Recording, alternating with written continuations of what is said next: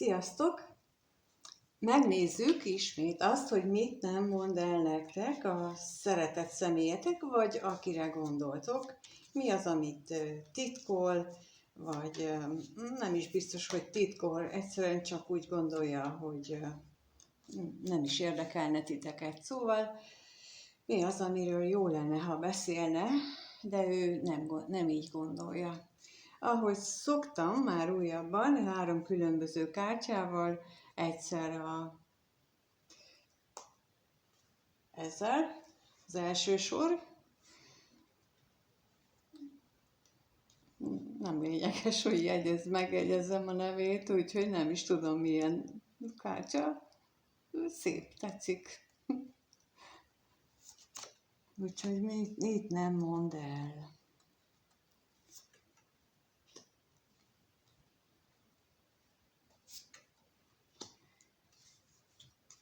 És a másik az a boszorkányos, azt tudom, de csak ennyit tudok róla. A másik kártya, amiből megnézzük azt, hogy mit nem mond el. Mi az, amit nem mond el ez a személy a nézőnek?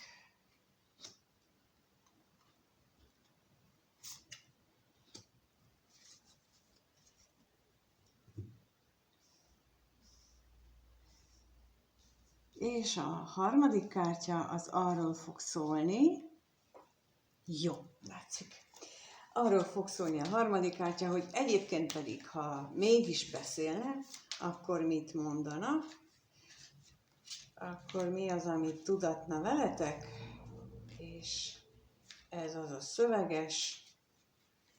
Az előző alkalmakkor nagyon-nagyon összhangban voltak. Hát most kíváncsi vagyok, hogy milyen lesz. Szóval mi az, amit mondana ez a személy, mit üzenne a nézőnek. Ez itt a kérdés, ez az első üzenet, aztán a második és a harmadik üzenet.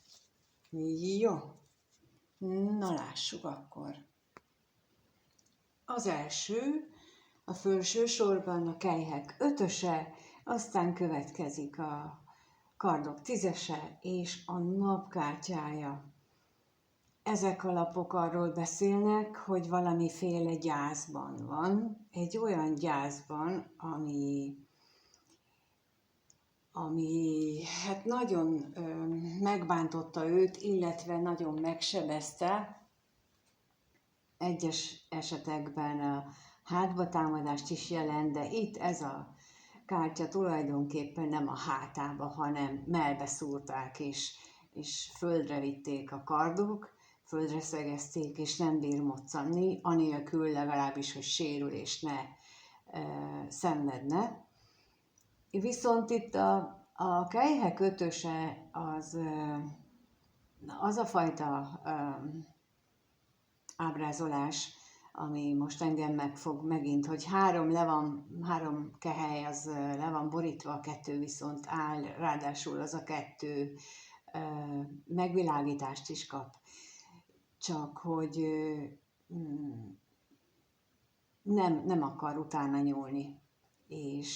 De pontosan ezért nem akar utána nyúlni, mert hogy úgy érzi, hogy ő ide van ebbe a helyzetbe szegezve, ahol van, és hiába van itt a nap, nem éri el az ő fénye, a napnak a fénye, nem ér el hozzá. Vagyis, hogy amiből ezt így nem akarja elmondani az, hogy ő úgy érzi, ő úgy éli meg az életét, hogy ő abba a szituációba, amiben van, abba bele van kényszerítve, és neki ott muszáj ott maradni, muszáj azt a terhet cipelnie, amit ott ő magára vett, mert hogy itt tulajdonképpen hát nagyon ügyesen, némi kis karcolással azért ki tudna jönni ezek alól a levegőben felé irányuló kardok alól, de ő dönt úgy, hogy meg sem kísérli, legalábbis egyenlőre nem. És ő dönt úgy, hogy ezeket a lefelé borult kelyheket arra fordít figyelmet, és nem a másik kettőre, amelyik ott fönt hát a napot hozná el neki. Szóval, hogy ő most, amiről nem beszél, az az, hogy ő tulajdonképpen olyan, mintha feladta volna az életet. Mintha ő beletörődött volna abba a sorsba, hogy ő áldozat, hogy ő neki ezt cipelnie kell. És az a helyzet, hogy vannak ilyen emberek, és ezt én most nem szeretném, vagyis örülnék, ha nem ítélné előtt senki sem, mert nem tudjuk, hogy milyen körülmények között van, de láttam már olyan körülményt, amikor például láttam olyan személyt, aki már 3 inkarnáción keresztül próbálta egy ilyen típusú helyzetet megoldani, és mindig csak ennyi hiányzott hozzá, hogy ő benne legyen meg az a pici bátorság.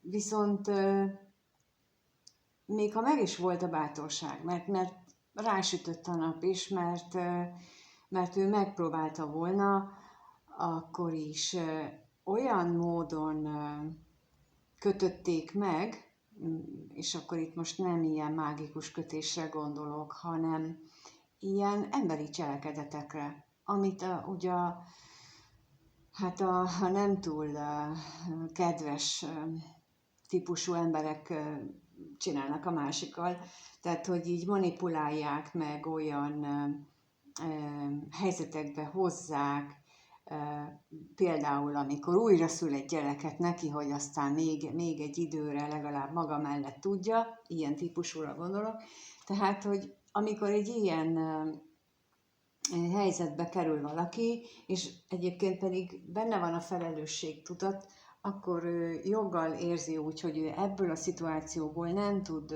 kimászni, hiába ott van a napfény, hiába látja ő, hogy merre kellene mennie, hiába tudja, hogy az rávár, és látja ő azt a másik 2 kelyhet is, ami ugyanezt jelenti, hogy ő tudja, hogy neki az egy nagyon jó irány lenne, de ő egyenlőre nem képes ezt meglátni.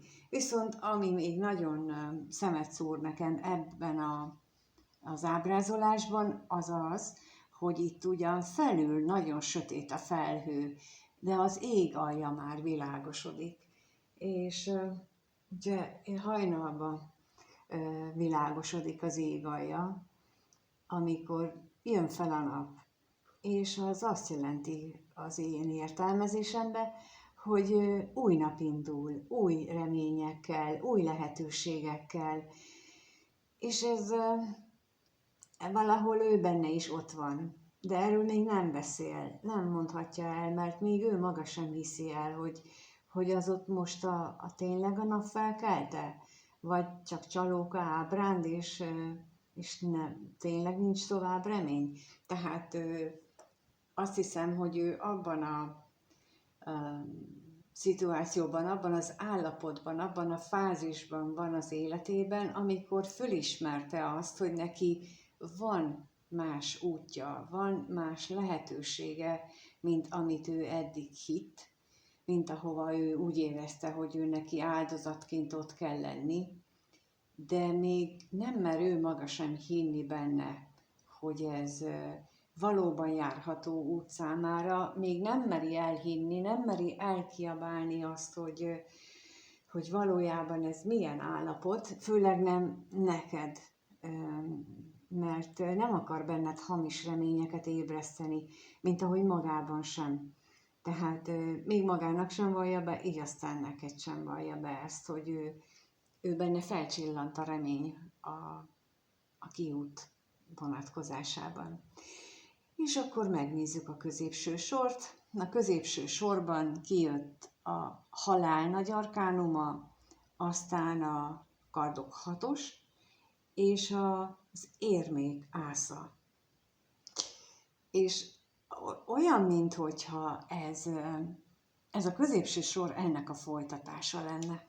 Mert ugye arról beszéltem, itt, hogy ő egy olyan szituációban van jó ideje, már nagyon jó régóta, ami ilyen sötét, gyászos állapot, amikor ő felismerte azt, hogy ő abba az élethelyzetben, amiben ő keveredett, az számára borzasztó, és a következő lépésként felismerte azt, hogy ő oda van szegezve abba a helyzetbe, de ugyanakkor meglátta a napot, a nap felkeltében felcsillant benne a remény, és ennek folytatásaképpen megérkezik az a nagy változás, tulajdonképpen amikor a lélek fejlődést írja le ez a folyamat, ahogyan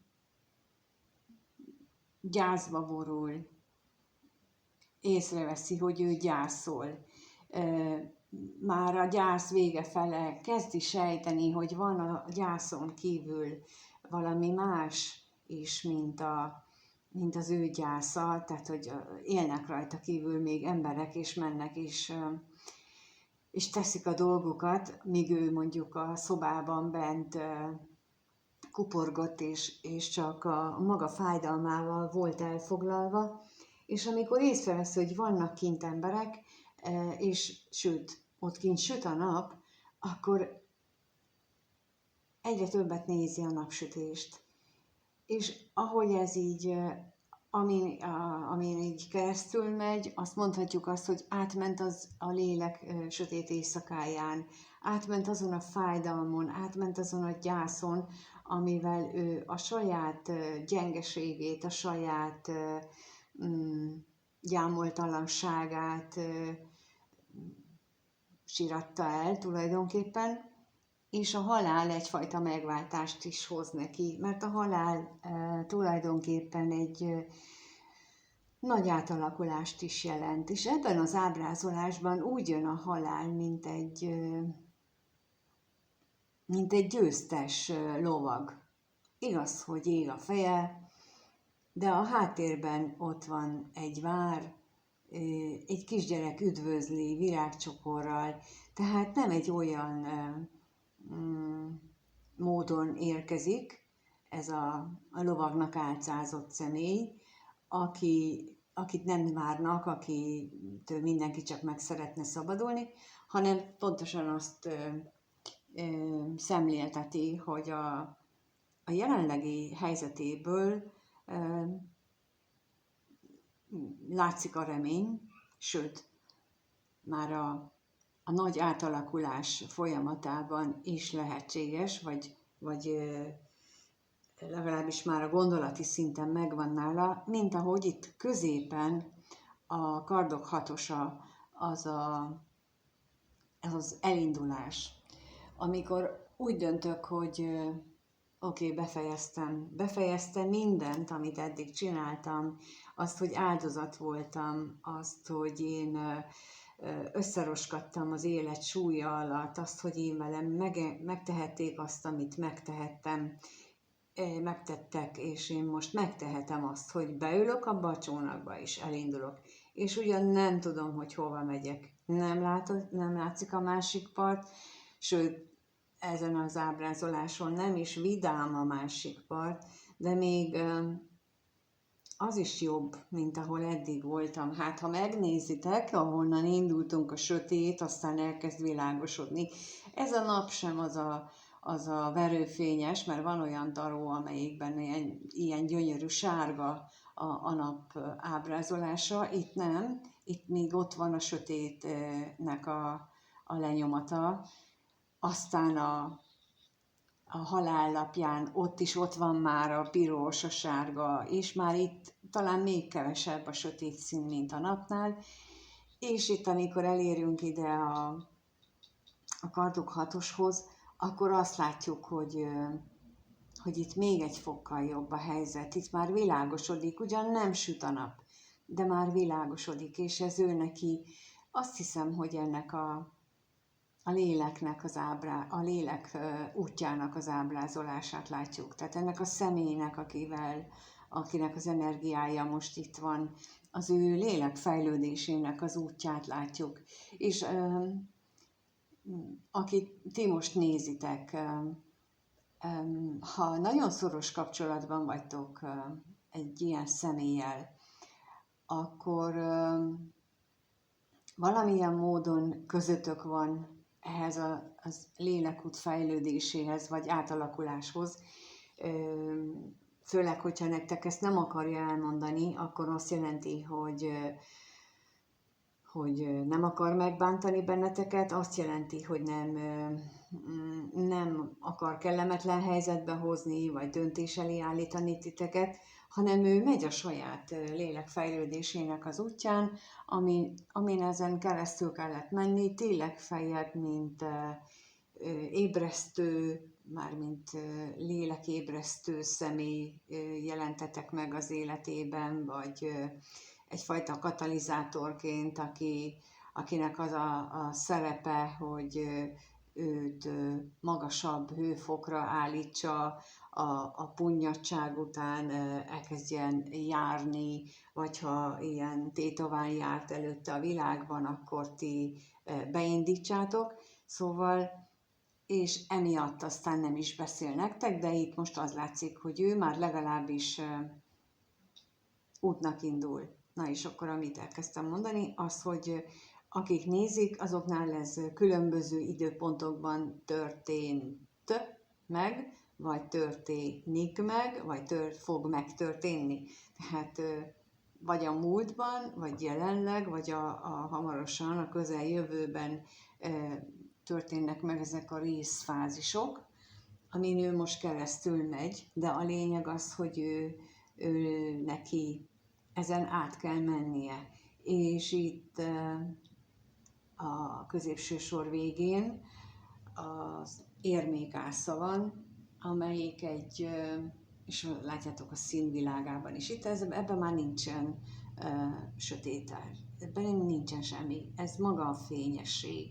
Itt a növények vannak, sőt, érme van, ami azt jelenti, hogy az anyagi világban, az anyagi síkon ez egy nagyon szép jövőt mutat, azt, amit még ott nem lát, de itt van, hogy ő efelé indult el, akkor is havakon, és ez a fajta bizalom kellett ahhoz, hogy ő elinduljon vakon efelé a jövő felé, és ti már egy dologgal többet tudtok, mint ő. Ő nem tudja, hogy ide jön, de ti igen. Ő csak hiszi legfeljebb ezt, hogy minden jobb lehet, mint amit ő ott hátrahagyott. De erről még nem beszél. Nem beszél, viszont megnézzük azt, hogy mi az, amit ő üzenne.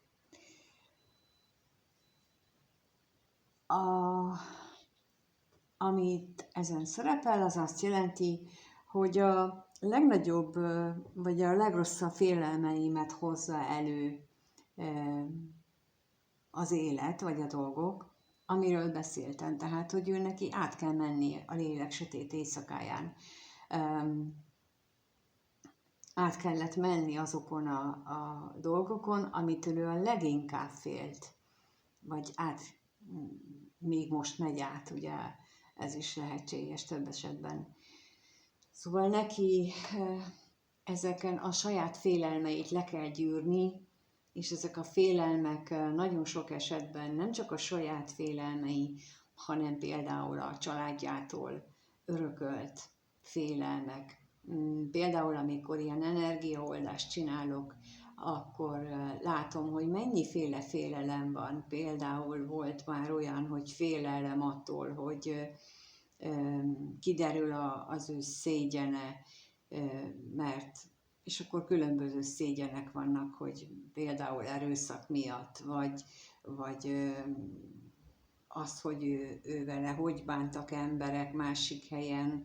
Tehát, hogy ilyen típusú félelmeket is öröklünk a felmenőinktől, úgyhogy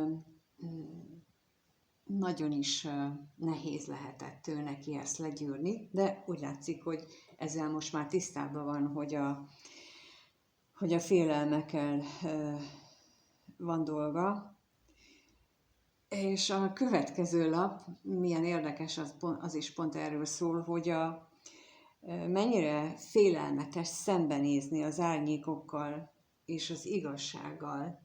Tehát, hogy itt ugye az árnyék az, hogy ő megtehette volna már rég, hogy mozdul, de nem mozdult.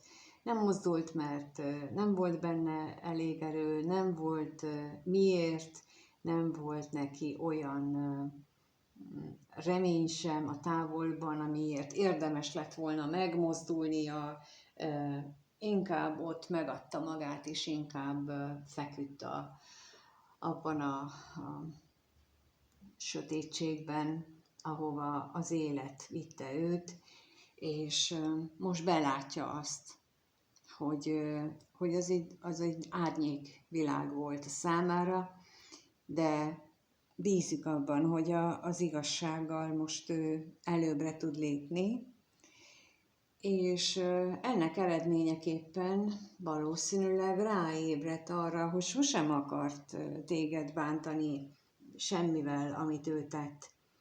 Mindent, amit ő tett, azt úgy tette, hogy ő azt feltételezte akkor, amikor csinálta, hogy azzal ő nem okoz fájdalmat, de valószínűsítem, hogy ezeken a folyamatokon, ahogy átment, és ahogy így felismerte már, hogy mi történik vele, akkor rájött, hogy bizony téged megsértett, és most azt mondja, ezt szeretném mondani leginkább neked, hogy a legrosszabb félelmei jöttek elő, meg kellett küzdeni az árnyékával, de az igazsággal is szembe kell néznie, és lehetséges, hogy megbántott téged, de ő valójában sohasem akart semmilyen tettével bántani. És úgy látom, hogy ez tényleg egy olyan valakiről szól, egy olyan emberről szól, aki most ezt a nagyon nehéz lelki utat járja be, viszont a legtöbb párkapcsolatban, amelyik nehezek, ott az egyik személynek ezt az utat be kell járnia ahhoz, hogy a párkapcsolat tovább tudjon lépni. És nem csak párkapcsolatban, hanem úgy általában 45-50 év környékén mindenkinek az életében eljön ez a folyamat. Van, akinek erősebb, van, akinek kevésbé erős. Ez attól függ, hogy hányadszorra próbálja megoldani ezeket a feladatokat, milyen ősi mintákat vett magára, vagy vagy kapott a családjától. Szóval, hogy ezek kikerülhetetlen feladatok, de úgy látszik, hogy ő most itt ebben a szakaszban van, és ha ti itt vagytok, akkor az azt jelenti, hogy érdekel benneteket, hogy ez az ember hogyan és milyen átalakuláson megy keresztül, és az neki biztos, hogy nagy erőt ad, hogy ti itt vagytok neki energetikailag támogatással.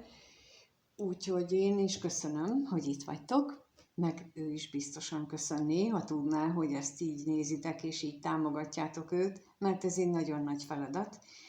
És hogyha szeretnétek tudni, hogy a ti élethelyzetetek az hogyan alakul, akkor a leírásban megtaláljátok az elérhetőségemet, és ott tudtok keresni egyéni